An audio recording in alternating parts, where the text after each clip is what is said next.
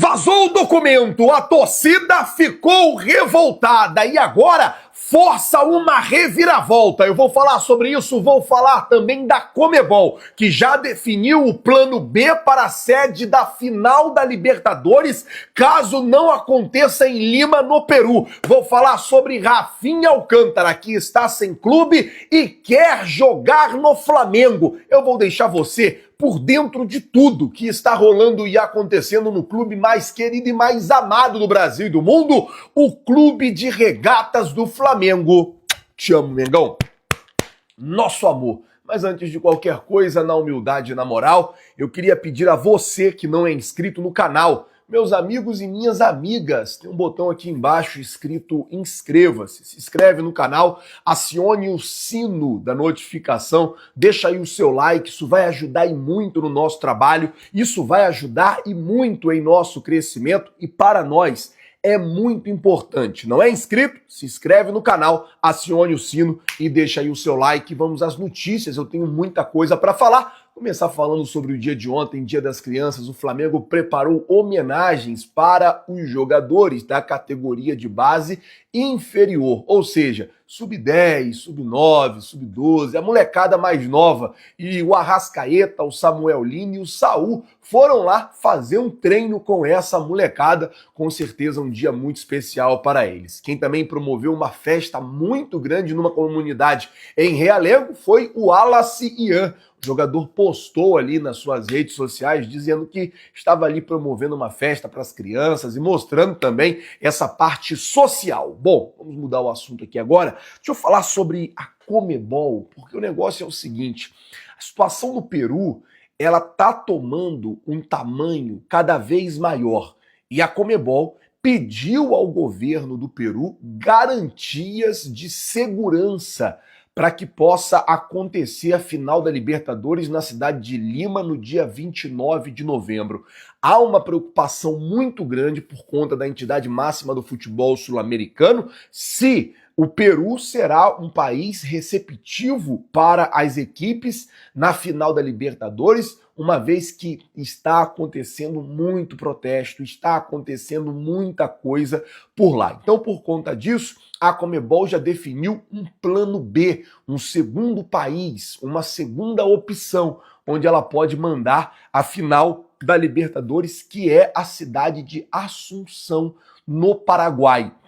A Conmebol já tem Assunção ali como plano B, até porque já tem estrutura hoteleira para os clubes, tem um hotel em frente à sede da Conmebol, tem estruturas para treino, tem lá o Defensores del Chaco, tem alguns outros estádios também na cidade de Assunção, e aparece a Assunção como o plano B. Fica próximo do Brasil, fica próximo da Argentina, fica um pouco mais distante do Equador, caso a LDU passe para a final, é o que eu quero, que passe o LDU e que ele derrube o Palmeiras, mas fica um pouco mais distante do Equador, mas assim, seria uma segunda opção para a Conmebol caso o Peru não fosse viável. A situação política no Peru está muito complicada, muito protesto, muita coisa acontecendo e a Conmebol está com um sinal de alerta ligado. Faltando pouco mais de um mês para a final da Libertadores, existe sim essa preocupação. Eu não sei se vocês vão lembrar, mas nós tivemos no Peru em 2023 ou 2022, na partida entre Flamengo e Sport Cristal. E essa partida, foi Flamengo e Sport, foi em 2022, era o Paulo Souza o treinador. Essa partida, especificamente, não aconteceu. Não sei se vocês vão lembrar, não aconteceu não, aconteceu de portões fechados. Estava tendo uma onda de protesto no país, aí o governo ordenou que o jogo não acontecesse. Aí depois de muita conversa, Conmebol para lá, Conmebol para cá, aquela coisa toda, a partida aconteceu, porém de portões fechados. Então assim, essa questão política no Peru preocupa e muito a Conmebol. Em 2019, a mesma coisa no Chile, né? A final seria em Santiago, no Chile. Acabou que ela foi para Lima, no Peru, por conta de protestos também que estava acontecendo na capital chilena. Cabe a gente esperar para ver como é que vai ficar toda essa situação. Bom, vamos mudar o assunto aqui agora. E antes de falar sobre o documento vazado e da torcida que agora pressiona para acontecer uma reviravolta, deixa eu falar essa situação envolvendo o Rafinha Alcântara. Por quê?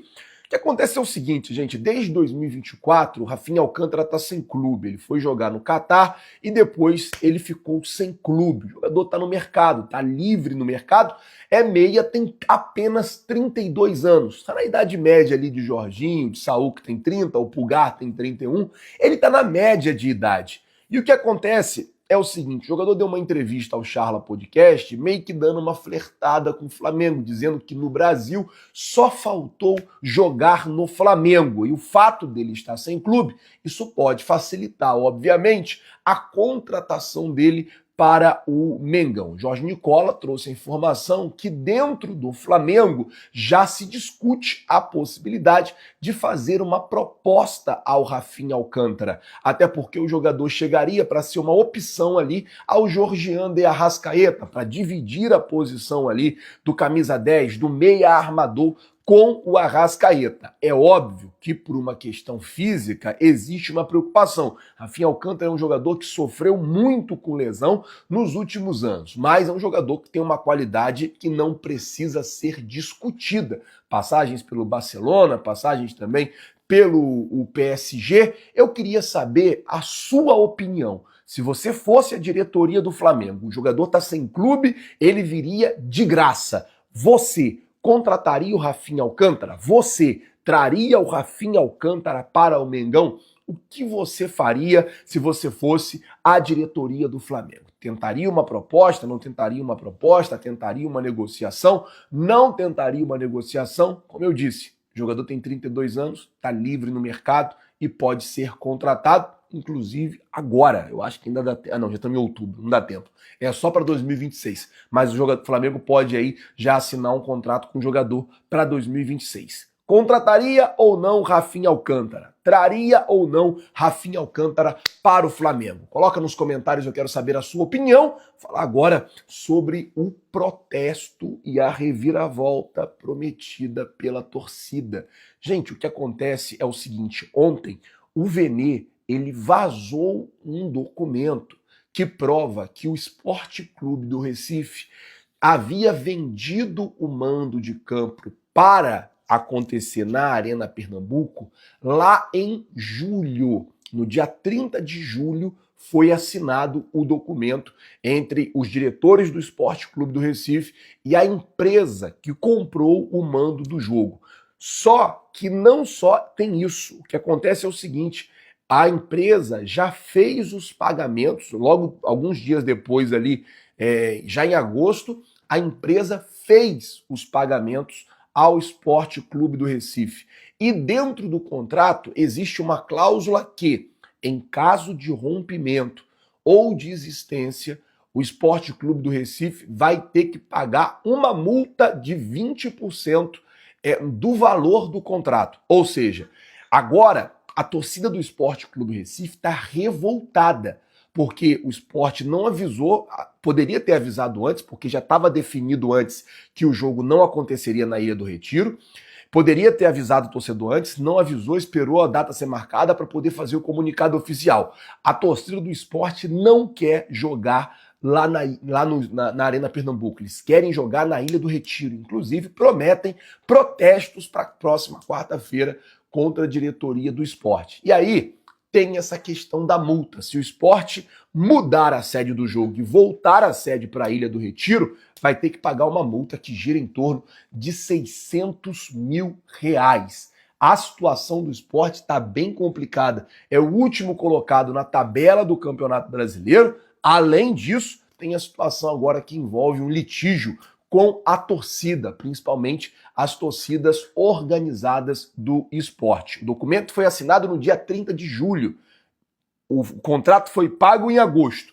O esporte já sabia, ficou quietinho, esperando ser marcado a data para fazer o anúncio que o jogo não seria na Ilha do Retiro, e sim na Arena Pernambuco. Dito isso, o torcedor do esporte tá tentando uma reviravolta, tá tentando convencer o clube a tirar o jogo da Ilha do Retiro, a tirar o jogo da Arena Pernambuco e trazer o jogo de volta para a Ilha do Retiro. E a nós, cabe esperar para ver como é que vai ficar essa situação. Programação do Flamengo? Flamengo treina daqui a pouquinho, 9h30 da manhã.